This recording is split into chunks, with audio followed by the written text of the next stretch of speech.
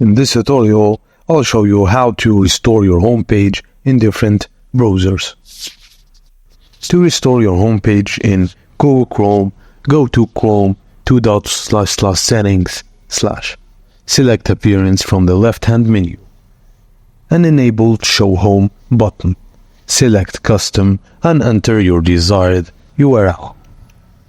On Microsoft Edge, go to Edge Settings, Home and TP.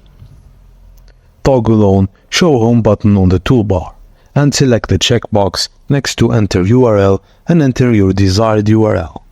And when you're done, click Save. On Mozilla Firefox, go to About Preferences. Select Home from the left sidebar and choose Custom URLs from the home page and a new Windows drop-down. Enter your desired URL. And lastly, on Safari, click Safari in the menu bar and select Settings. Go to the General tab, enter your desired URL in the homepage field, and set New Windows Open with the new tabs open to homepage.